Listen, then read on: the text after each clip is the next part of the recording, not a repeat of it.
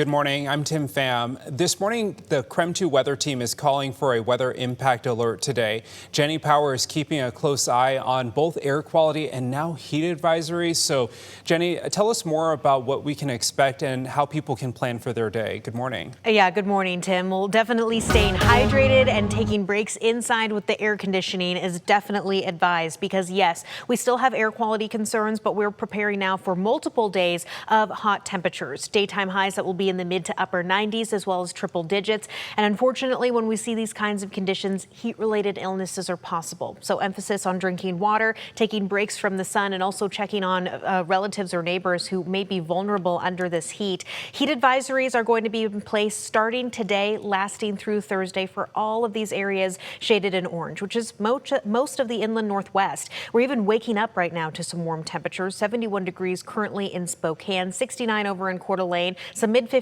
though south to the Palouse. Winds have been pretty light across the board, and that also though is contributing to some pretty stagnant smoke that's sticking around.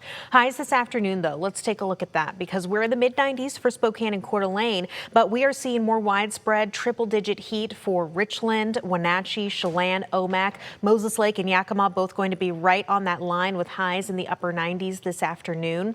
Air quality alerts still in place, not only now for Spokane County and North Idaho, but they've since expanded to include much of northern Washington as well as the lower Columbia Basin. Our current air quality is unhealthy for Omak and the Okanagan Valley and very unhealthy south to Walla Walla. Unfortunately, because the winds are going to be so light, this smoke is expected to stick around. We could even be seeing a little bit more drift in because of fires to the north and those northerly winds pushing smoke south. But the full timing of this coming up in just a few minutes. Tim? All right, Jenny, we know you'll keep a close eye on it. This morning, we are tracking multiple fires burning across the inland Northwest. Right now, we are taking a look at the Kaiser Canyon and the Mode Right fires burning on the Colville Reservation. It's believed both of these fires were started by lightning. Here's a look at the latest evacuation map for the Kaiser Canyon fire. You can see level 3 go now and level 2 be ready evacuations are in place. So far, the fire has grown to nearly 63,000 acres. According to the Colville Tribal broadcast, the fire has destroyed 12 homes and an unknown number of structures. Right now, the fire is still 0% contained. This morning, some roads in the area are closed. The Omak Longhouse is open for evacuees to use as a shelter. Now let's take a look at the evacuation map for the Mode Right fire. Level 3 go now evacuation orders are in place. So far, this fire has grown to more than 7,000 acres and has destroyed 3 structures. The fire is also 0% contained.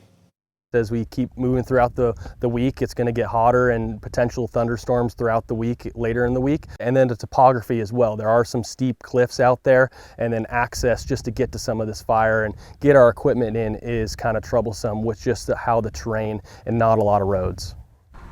Those are some of the challenges fire crews are facing as they tackle the Mode Right fire. Fire officials say they are trying to keep the fire south of Coyote Creek Road while still protecting homes, cultural resources, and critical infrastructure.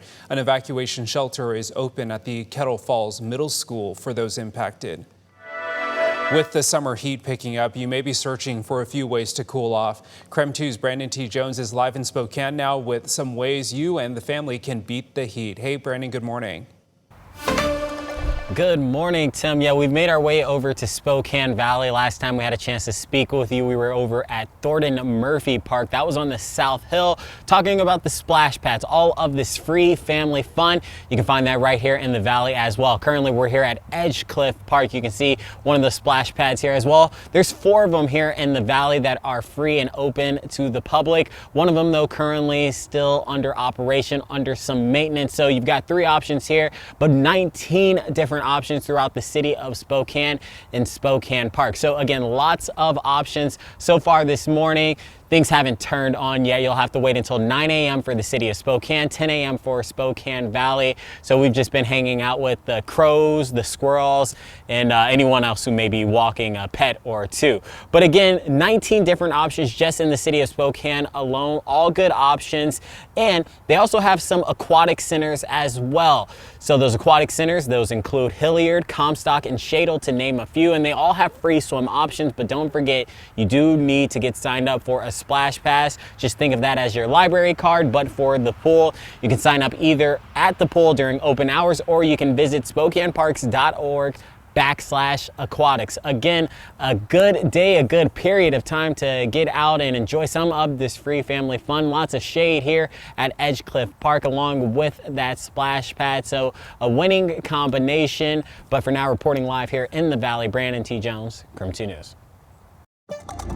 New this morning, former Shoshone County Sheriff Holly Lindsay served time in the Kootenai County Jail over the weekend after she pleaded guilty to careless or inattentive driving related to a 2025 crash at a gas station.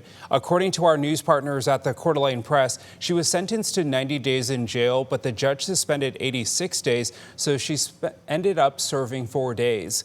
Lindsay must spend 2 years on probation, use an interlock device for 1 year, and pay a $300 fine. The charges stem from last October when prosecutors say Lindsay hit a pole outside a gas station in Osborne at about 5 miles per hour. No one was hurt. She left her car there while another person drove her home. She resigned the next day. Lindsay told the court she was struggling with her mental health at the time of the crash and numbed her feelings with alcohol and kratom. Right now, the U.S. Marshals are offering a reward of up to $2,000 for information that leads to the arrest of the man police say kidnapped his 4-year-old daughter in Kennewick. It triggered an Amber Alert over the weekend. The child was found safe in Pasco. Police say Matthew Susmulch is armed and dangerous. This is what he looks like. If you see him, do not approach and call 911. We're learning more about the woman who was found dead in the St. Joe River earlier this month. The Shoshone County Sheriff's Office says dental records confirm it was 24-year-old Chantel Williams from Deer Park. She had been missing since December. Less than a month after the Spokane City Council passed a data moratorium, 2 Spokane County commissioners announced they are trying to do the same for all of Spokane County. KREM 2's Caitlin Galloway has more. A new proposed moratorium would pause any planning for a potential new data center, and that's something that residents on the West Plains are grateful for. Since PFAS-contaminated groundwater was identified in Airway Heights in 2017, residents have been fighting for access to clean water. Almost a decade later, they still haven't found a perfect solution. Each of these 4 pairs of tanks, 14 feet high and 8 feet across, is filled with granulated charcoal. Now the county commissioners are hoping to prevent further damage. A moratorium proposed by County Commissioners Chris Jordan and Amber Waldrop would pause any acceptance, processing, and approval of permits for large data centers for 9 months. Commissioner Waldrop says people in District 2 have voiced concerns about the use of water from the aquifer, as well as noise and the cost of power. John Hancock says it also brings up more concerns about PFAS. The standard way of cooling down a data center in the old days was with water. The new data centers are more likely to have a different fluid than water to cool the machinery in the building, and that new fluid is PFAS. The commissioners say the moratorium would cover the unincorporated areas of Spokane County, and it would allow the county time to weigh the benefits and the impacts of projects like data centers and create or adapt to laws that protect Spokane County residents. After feeling like their concerns often went unheard, Hancock and the West Plains residents hope this moratorium is a step in the right direction.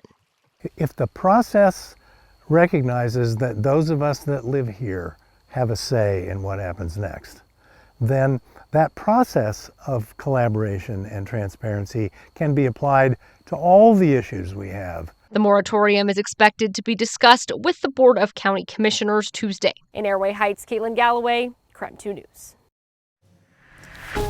Here's a live look at the traffic impact this morning. Here's I-90 in Hamilton looking east right now. You can see traffic volume starting to pick up as people get going here on this Tuesday morning, but traffic moving nice and smoothly here. No issues to report at this hour. We do want to say a big congratulations to Timothy Hicks of Post Falls on reeling in a new catch and release state record for northern pike. Timothy landed the 49 3/4 inch giant on Lake Pend Oreille on June 13th, beating the previous record by 3/4 of an inch. Wow, what a catch.